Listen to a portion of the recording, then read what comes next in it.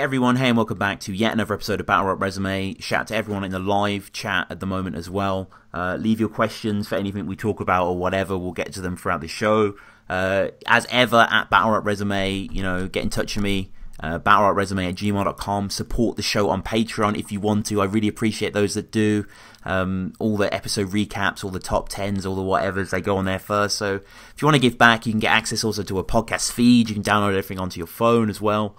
Listen to it wherever you want. I release them weeks, months before they come out. So yeah, if you want to help support, Patreon's there. If you want to help support as well, iTunes, leave us a review on iTunes. It's greatly appreciated. Share the show, tell people about the show, whatever, help spread the BRR word. But one of the things I've been doing, speaking about spreading the word, is having fellow battle rap podcasts that I love on the show. And it's like, I'm kind of surprised I've not done this sooner, really, because like they're what I mostly listen to, is battle rap podcasts, as well as doing one myself.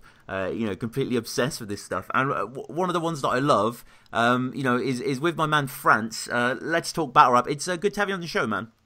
Hey, man, I'm glad to be here, man. Let's talk battle rap, X battle rap resume. I love the fact that a lot of the podcasts are starting to come together. Yeah. And just, we all do the same thing. It's the same culture. So like, why not all just like link together and network, Yeah, you're completely right. Yeah. And I had Black Compass on yesterday in that vein, with Tony Bro and Polo, and it was a fucking awesome episode. Nice. So, that'll be out soon, probably be out before this, so definitely check that on the channel. Loved having those guys on. Love Black Compass. Shouts to them. Let's talk battle rap. I've listened to a lot of your shows, but you as a fan, like, who are your top three? Who are your top three favorite battlers currently? Oh, okay. Currently, all right, I'll give you both. I'll give you all time. They're kind of like from the transition of me being a battle rap fan, because I've been following since 2006.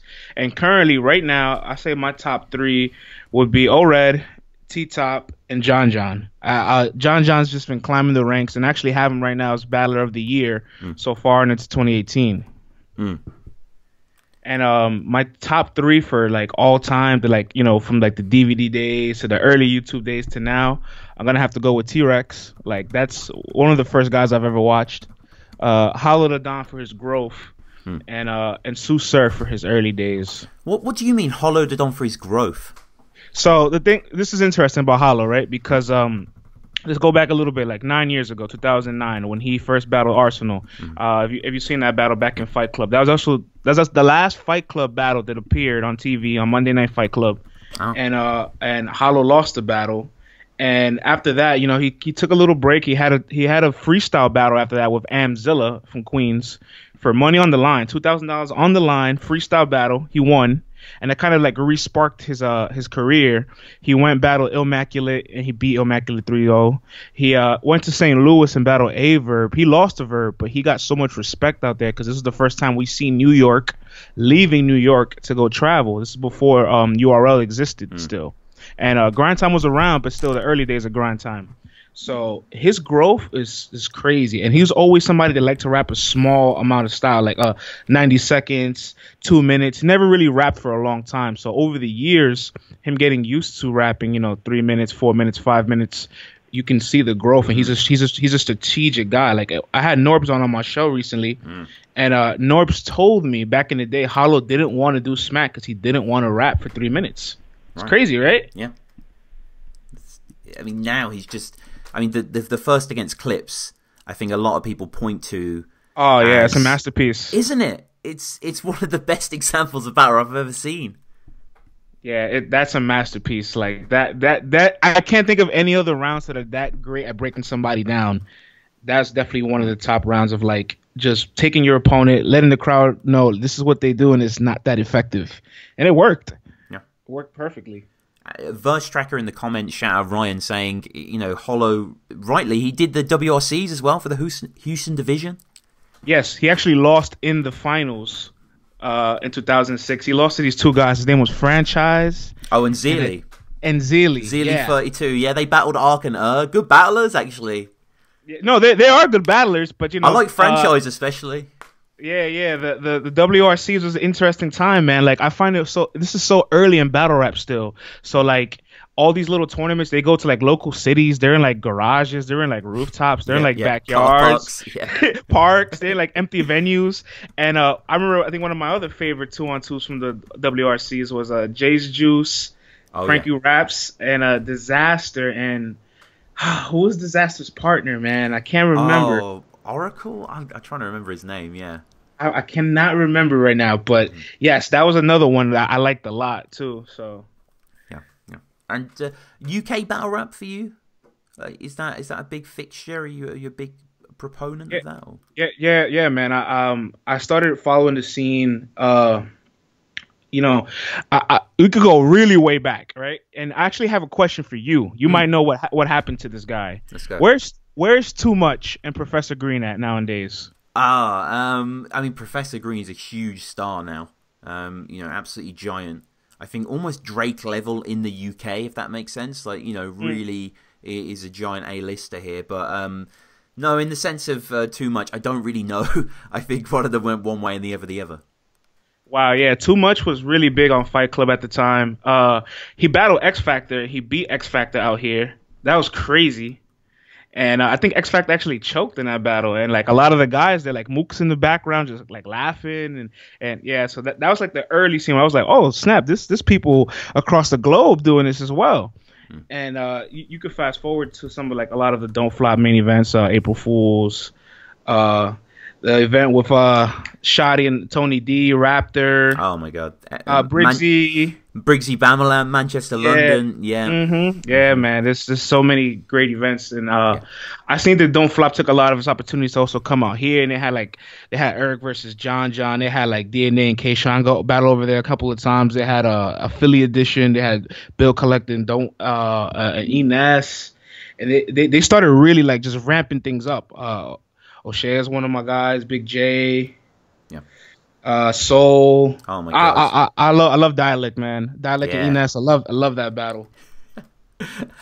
Nestle. Oh, right. Yeah, I said Nestle. Enes, Nestle. Yeah, easy. Yeah. I had just said Enes prior. Yeah. I remember Dialect and Nestle, they battled on the beat. And it was so interesting, right? Because Nestle's an MC. Like, he's really good with his music and beyond just battle rapping. So, like, I remember his first 4 bars hit, and the crowd erupted, and they're like, all right, we got to start this over. They brought the beat back. The crowd it was good, man. One of the most slept on runs in battle rap in URL is, I think, Chilla's first URL run. I think he had some, incredible battles, starting from the cash eating one rounder into the M City battle. I mean, do you remember the M City battle? Chilla's material in that is some of my all-time favorite battle rap material. Yeah, the Chilla and M City battle, it was in Drum, if I'm not mistaken. Yep. And it's in the same venue now where RB does all their events. Ah, interesting. Yeah. And it's interesting. It was on URL's channel, but it was Poison Pen's, like, he had his own little events at the time. And Chilla Jones, man, he's easily going to be a legend if he's not one now already, because he has one of the best pens in our game. He changed the dynamics of like scheming, because before him there was people that used to scheme a lot. Like people might remember Rich Dollars. I'm not sure you remember him. He kind of fizzled out over the years. But he used to scheme all the time, but it was always dull, right? Yeah. And Chilla Jones had that same issue of being called dull, but he found a way to finally transform and make it entertaining. And people call him boring, but Chilla Jones has 2 of some of the best battles of all time against JC and against Daylight. The math battle, I'd say, is a really good battle as well. Oh really yeah, good from both sides. Yeah, that was a good card, man. That was a good card. And it's right what you say about the scheme, because the thing about Chilla's schemes was, when you first got into him, it became a bit of a game. It's like you knew what he was going to scheme about thematically, so you could sort of follow it, what he's saying, and predict it. And there's a rare sort of tension in the wordplay there that, if done right, in like the B Magic battle, the JC battle, even the DNA battle, which a lot of people point to as not being that successful, the writing in that is crazy intricate, way more intricate than his JC stuff. It was special about Chilla Jones is to, like, how battles in the building, they're gonna be very different on cam. It's not often that Chilla Jones is gonna lose on camera. So if he finds a way to win in the building, like, that's a secure win for him, because almost every battle that he does lose in the building, you play it back down the line and it's just like, nah, Chilla Jones lyrically was just on another level.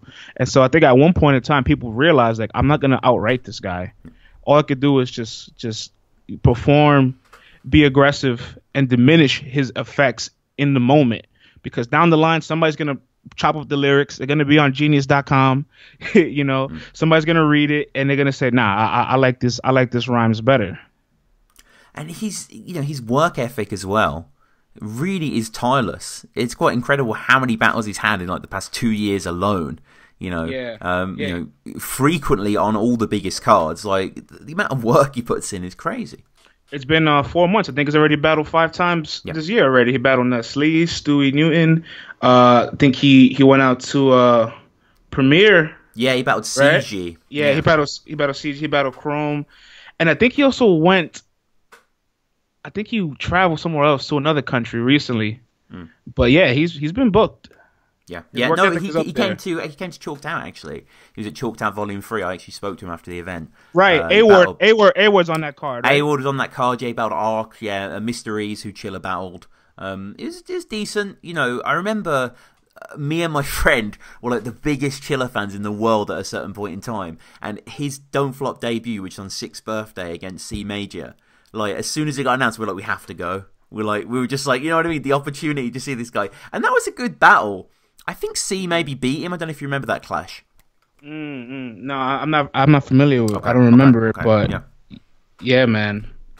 I think he battled Vega too, but I think that was the end of 2017. Yeah, that was on Real Talk. Yeah, that was another really good performance from him. But getting on to other battlers, who are the guys exciting you? Who are the guys that you see that are still getting the views, maybe in the PGs or etc. They're not these established names that you really are like this, the future sort of things here. All right, so there's a couple guys on my radar right now that are really catching my interest, and from all levels, from like new guys, from PGs to vets.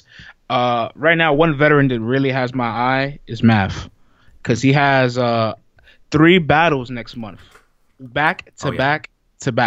He's battling on RBE. Next week he's battling on Smack. The week after that he's battling on King of the Dot.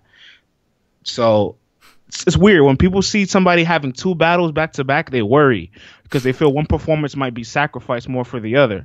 But now that he has 3 in a row, there's no way he couldn't have overbooked himself. He calculated this. So now it's interesting to see what he's going to do these next 3 weeks and how consistent he can be. I mean, what a demand on anyone, let alone Math.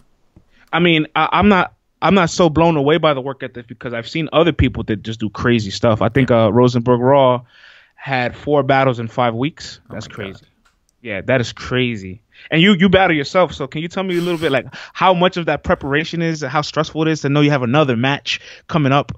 I can't imagine, because you want to devote all your spare time to one battle, and you have to be quite strong-willed to compartmentalize and write this round and this round. And I think Soul said he did that actually when he was on the show recently with Matter and Tony D. He just had that sort of way of working because you had to have that ethic. But yeah, to do 3 as well, and to not make them sound similar, I guess they'd be thematically linked if anything else. They just fit because your wellspring's running dry after round 7. Like it's like it's a lot of fucking battle rap to write. But good luck to Math. And the Snake Eyes matchup is a cool matchup, I think. This is the first vet that Snake Eyes has got.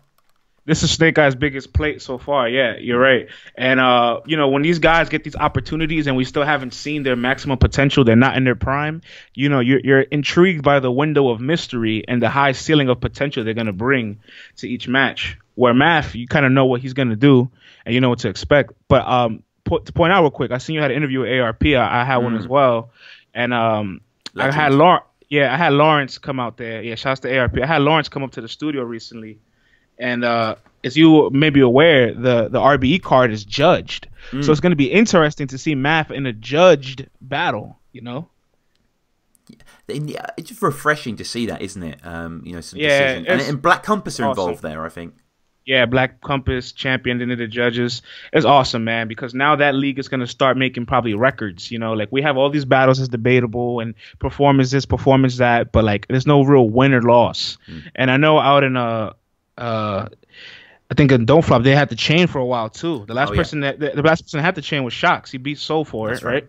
That's right. And he gave it up today. Actually, I don't know if you saw that. So he vacated it. Yeah. It's up for grabs. Like Tony D did as well. Like it's got this sort of weird legacy. Oh yeah, but Tony D was a little different because he defended it 3 times. He's the person he defended it the most, if I'm not mistaken. He did. You're right. Yeah. and he fell off crazy, man. I know you're a little disappointed to see that over the years. Yeah, I don't know if fell off too strong of a term. Maybe I'm being biased here. But, yeah, there were some crazy battles from Tony. And you're right, his defenses, against Yunnan, against O'Shea, against Lees, some incredible stuff. And, birthed Soul as a champion as well. And then when that match... What did you think of Soul versus Tony? Oh man, it was tough to watch, man. Because I'm a fan of Soul, and I want to point this out right now. I am campaigning to see Immaculate versus Soul. Like that's a battle I want to see. I would love to see it anywhere, here in America, over in London, wherever you want to put it. I want to see Tony D. I want to see Soul and Immaculate. But back to Tony D and Soul, I was just disappointed, man. Like Soul kind of just cleaned them up, and it didn't look like the Tony that we're used to seeing, And I think against Jim's, right? I think prior to that he choked as well, and it was a 1-round battle. And it's not looking too good for him right now, man. But he's the manager out in Premier League. Yeah. It's for the team out there. And what do you think so far about that battle system and how they set things up over there? Yeah, very interesting. I guess to a certain extent I might be a little bit of a company man here because I do the commentary for the league. But, it's a very refreshing concept, It's a grand experiment, really, to capture something as mercurial as battle rap and make it into a sort of codified league. And so far it's going well. They've got the network, they've got the sort of concept of all the teams and the scoring. And I've seen some backlash of that recently, some people just finding it a bit otiose, really, and not really necessary. But nonetheless, it is compelling to see. And will it be in 5 years? Hopefully. But I think altogether now the Briggsy and Shotty and everyone behind the scenes have some incredible ideas for the whole thing. And the battle quality's been good as well. I was at the second match day in London. Check on the channel for the recap, and we did the interviews. Me and Nathan recorded loads of great interviews with Briggsy and Bloodstro. Right. And Mickey afterwards, as we always sort of tend to do. So, those were really cool. But, so far I like it. What's your perspective?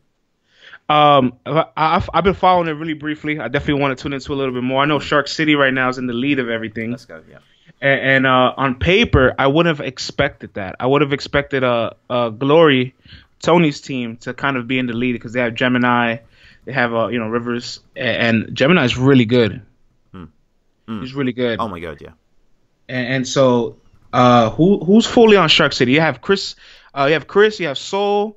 You have Raptor and Yunnan. And Shotty's their manager. Yeah. Yeah, so I think, what do you think of the manager concept? Like, how much impact does the manager have compared to the artist? It's hard to say. I mean, with certain people like Jokerstar, for example, you've seen that sort of leadership role that he's adopted and the way that he's rallied people, and I've heard of group chats and, et cetera, et cetera. But as for the sort of, it's trying to be a football substitute, but obviously we're not seeing like a Madden out there or anything like that. We're not seeing people rallying people in that way. But it's a nice touch, and it just creates the identity of a team a little stronger, I think. Yeah, man, it's really intriguing. But then my next question would be, right, for as far as the point system, if you fall too far back, right? Because I know right now, like Tony D's team, I think they're at 0, for example. Do they still have a chance to win the league since they're so far back compared to others that have already scored 6 points, like Shark City? I guess like any football league, if the teams lose and the teams win, but yeah, maybe a gap is too big with the amount of matches they've got. I'm not sure of the exact structure of it, but yeah, I get what you're saying. I think ultimately it's just a sort of way of recasting this paradigm. Like, it's still competitive puns and, it's still attacking lines, and we're still seeing the people we love. It's just in a new sort of shell, and who knows, I know they're expanding it internationally next season as well. So, oh wow, nice. The ultimate dream, and this obviously wouldn't happen, but let's say there was an American Premier Battles, and it was the King of the Dot team versus the iBattle team versus the Trap House team. You know what I mean? I think that would be fucking awesome if that went down. Yeah, man. I think we have to start finding ways to regulate battle rap. So the Premier League, I love it, and all the things that's going on with Champion, I love it because we're finally trying to move forward and progress things. Of course, it's still a subjective culture, so we're not gonna get it right 100% of the time. There's gonna be its kinks and its flaws, but we need to move in some kind of direction, and as time progresses, the system will get better for everything. what are some of your shocking losses? Like, what are some judging decisions that you thought were just completely wrong? Oh man. Whew, there's a couple Yeah. because we could start with a big one that changed everything. Cortez and Head Ice. That's the kind of the one that made the big FNAP were like, okay, we do not want battles judged anymore because the first battle between Cortez and Head Ice in 2009, it was out here in Harlem, and I went to the battle. I was about I don't want to give up my age, but it was about almost 10 years ago, right? And we seen the battle, and some of like the hip hop forefathers are there, and they got the decision wrong, and we're like, what? Like they don't understand our culture. And Head Ice and Cortez was, they happened again. It's still bad. What other decisions that I didn't like? Nestle, Shoddy Horror. That was a crazy decision. What you thought of Shocks and Soul? A lot of people had a lot of backlash for it. Yeah, I was there. And Soul admits to the loss, but a lot of people disagree with him. What do you think? Yeah, I think if Soul would have written his third as his first, he probably would have won. But I think on that sheer ferocity, the velocity of Shocks, it wasn't for want of trying that Soul didn't win. I thought it was an awesome contest. I still think Shocks probably won. Yeah, I agree as well. I've just seen a lot of backlash for it, but I think in general, there's always going to be backlash. Like I think another battle that maybe they got wrong in the building was some of the battles out in RB because they've had a couple judge battles in judge. Man, Swave Danny is ridiculous. Swave and Danny, that was a robbery. I think. Averb and Jims, I think they missed that one too. Yeah. So, Verb is battling Pat Stay, so this is big for him to win because there's been plenty of times money's been on the line and Verb is lost. So, like, it gets tricky with the judging, man. But you know what? The one issue I have with the judging at the end of the day sometimes is that, like, we kind of don't see, like, a panel of people sitting down, taking notes, letting us know what they're looking for. They don't kind of specify early on what are they looking for. And sometimes you'll have the main event or the latest battle of the card judged, and people will be drunk, so like that happens too. And just to go back to someone we mentioned, Danny Myers. I'm a huge Danny Myers fan, and a lot of people, clown on me for that. What are your thoughts on Danny? I had an interview with Danny, man. Listen, there's not many guys in the culture that care more about battle rap than Danny Myers. Like this guy has revolved his life around it, man. Like early 2000 years, 2003, 2004, like he left California. He came to LA. He came to New York. He was living in Brooklyn for a little bit, like no phone. He just came out here to rap. Then he went to Detroit for a little bit. He lived out there just to rap, just to battle. So like, he's really giving his arm and his leg to the culture every time he can. And he does everything he can to just advance the thing. He really values it. He listens to everybody. Man, that guy is definitely valuable for the culture as a whole. I think he gets a little bit of a backlash for his energy. Mm-hmm. Some people don't like the whole like cheering yourself on for your own bars. People don't like the screaming after you land the haymaker. Like, let us react, not you. but other than that, like I can't condemn him for anything, Yeah. I mean, Rum Nitty battle, a lot of people point to, and I agree. I've said before, he's on like the front lines of wordplay. Like some of it is too far, but his energy, I think, and his imagination just wins it for me. And him versus Averb, him versus Mr. Mills is another great battle. Yeah, that's a good one too. Really, really good. Isn't it? It's interesting because he was writer's block for a long time, right? Even though I think at this point the group's disbanded, but I don't consider Danny Myers a quality writer. Really? I consider no, not saying his pen is bad. Yeah. I just think he's more original and he impacts his lines better. So like all his punchlines are original. Like you're not gonna find recycled lines or lines that you hear twice from somebody else. And he lands everything perfectly. So, but like the writing of it, I don't feel like it's so intricate. It's just his delivery and the creativity of it. Yeah, there's so much creativity.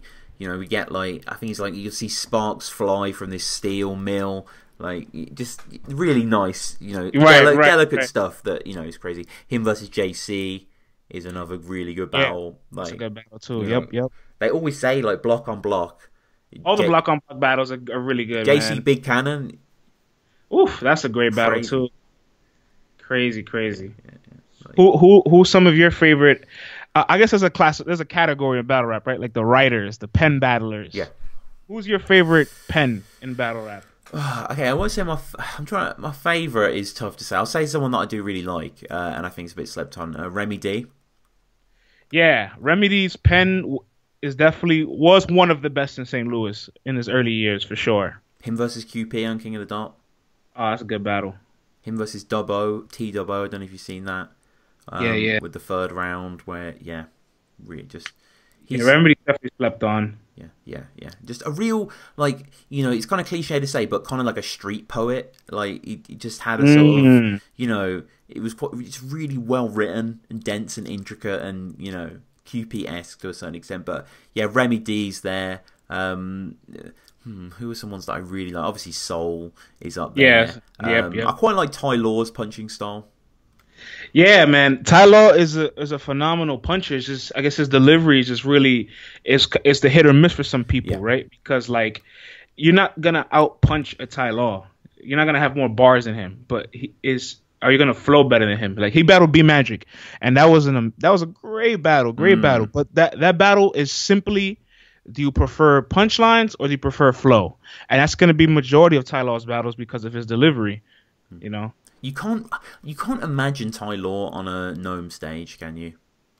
I don't think so. I don't think he's fit for that. No. But not everyone has to be, but Yeah, because there's some guys you just prefer to see in that smaller element and just shake a smaller room and get their stuff and material off because like the bigger stage, it comes with some performance, man. And it comes with a whole lot of variables, and I don't think Ty Law's style caters to that. Like he takes long enough to rap already. Imagine he's taking a 4-bar setup that would take maybe 15 seconds. For him, it takes 25 seconds. Then there's a reaction. Then he has to bring it back. It's just I can't envision it. is the backlash warranted for Joe, the recent PG battler? Joe from URL. Yeah, because Holmesy the God Battle, I've had him on the show. We went through the whole back catalogue, up to the franchise battle. Like, this, I was really impressed by this guy. I don't know about you. I like Joe. I definitely think Joe needs a little bit more of I want to say character, like get a little more interactive, do some more interviews. I seen you interview him; that was really good. Yeah, I think he definitely needs to just get his personality out there a little bit more because, like, in battle rap, it is what it is. Like, we can both agree to this. There's plenty of battles we've seen where, like, lyrically or punch for punch, the two MCs are just like they're spitting their lives out. They're right. doing their thing, but the viewership isn't there. Why is that? It could be because of the league. It could be because of the names. It could be a whole lot of factors. But as a whole, battle rap has transitioned from being aggressive, who has the best lyrics, to who can perform the best. Because there is an entertainment factor of battle rap because it's so oversaturated. We can't afford to watch all these guys. There's over 20,000 battlers in the globe. Yeah, you go on Verse Tracker every day and you look at what's been uploaded and it is just over. Well, so many battles. Yeah, man. Like I get the notification and I'm looking and I'm just like, I'll tune into this one, listen to this, I listen to this, and I see a lot of new guys. But there's some days I just lose track and I can't keep up with all of it. It's a lot, It's really because you just need a good HD camera and like a crowd and you've got a league really. So it's quite easy to set up, and I'm sure there are loads of guys that go by every day that one day you'll find. Like, have you heard of this guy called Dago Davalo? Out of interest, I've never heard of him. Yeah, he's the guy that I always recommend to people. I've had him on the show before. He's on iBattle. He's one of the most original, intense punchers I've ever seen. He gets like no views. He's like complete. Wow. He's like genuinely quite slept on. And I don't mean that in a patronising way, but like his battle versus Collie C, for example, on Beast Mode is. His 3 rounds are some of my favorite rounds I've ever seen. Like because after so many years of doing the show and like watching so many battles, the punches were just so fresh. Yeah, there was such a nice energy there. So shout out Dago Davalo. Definitely check him out. But we'll close with a few quick fire questions, man, as we always do on this show. So the first one being, what's your favorite Don't Flop battle?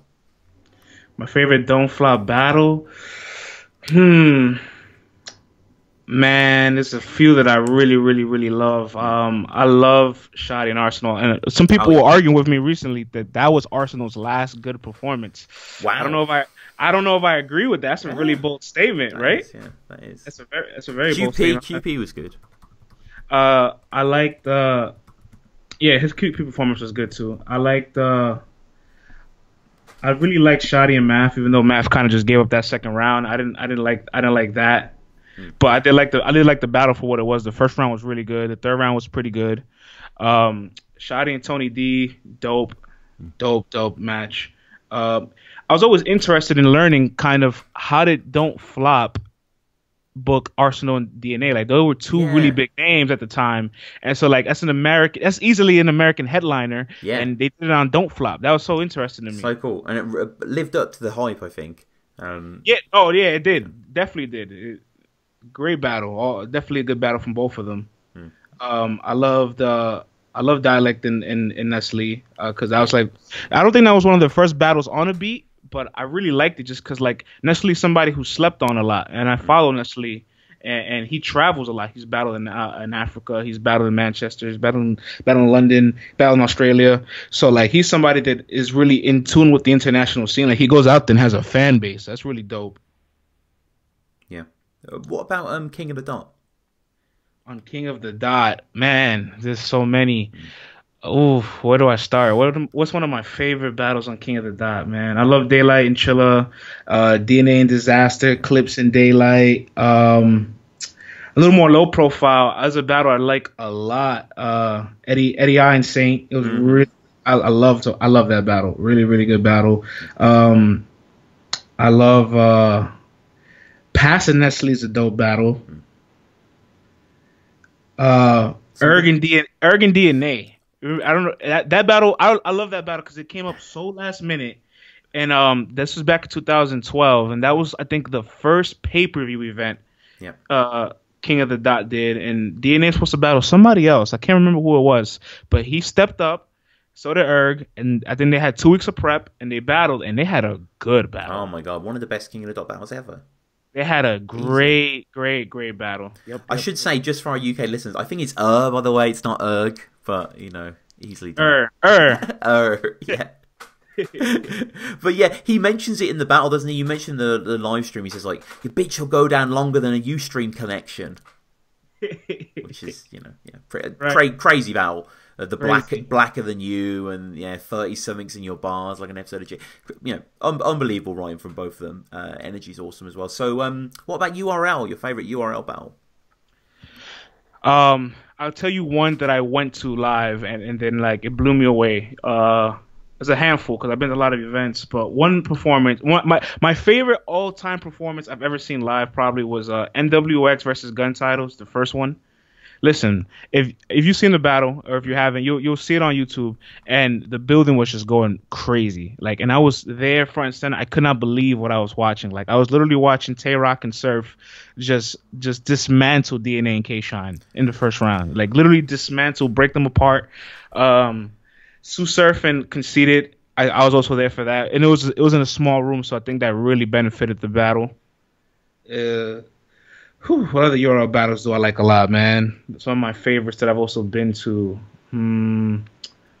Hollow and Tay Rock, great battle. Hollow and Clips. Loaded Lux and Calico. Tons of good battles, man. Rum Nitty and Iron Solomon, I think that's an all-time battle. Oh, my God, that battle was great. Yeah. Recent classic, right? Yeah. Very recent, but, like, it's just, for me, like, that match, when it was announced, everybody was kind of like eerie about it. Like, what are we doing with the style clash? Like, this is such a random matchup. Because Romnitty's just a pure puncher. He's just gonna punch the entire battle. And Iron Solomon hasn't battled on URL for 5 years prior to that moment. Yeah. And his last battle was with Murder Mook, where he lost 5-zip. And as you know what it is to say, I got 5-0'd, like I got 50'd. Like, like that's rare in this era of battle rap to say that. So that's definitely a blemish on your resume. So he came back and he battled in the small room because his first URL battle ever with Math was in a small room, and Iron looks really comfortable in that element. Like, I want to see Iron Solomon for the rest of my life in a small room.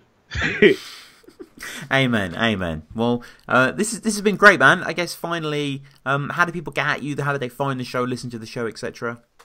And you can check out the show. We're on iTunes and we're on Spotify. The show is Let's Talk Battle Rap. You can follow me on Twitter at We Talk Battle Rap.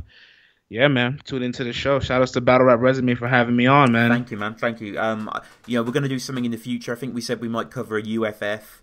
Go through an event or something like that. It would be quite cool. Yeah, for sure, man. For sure. I wanted to. I had Eddie I on my show recently, and I plan on having him back over soon before he heads out. He heads out to his event in June 9th, Empire. Oh yeah. So I'm definitely gonna call you. We're gonna cover that card, man. Yeah. That's a pretty heavy card, man. Yeah, that'd be good to cover, man. That'd be definitely get onto that as well. But thanks to everyone listening on the live stream. Thank you everyone listening in the future. Follow us at Battle Rap Resume. Patreon's there. Please follow Francis' incredible podcast as well. I'll put the link in the description. This has been great, man. Thank you again. No doubt, man. Thanks, man.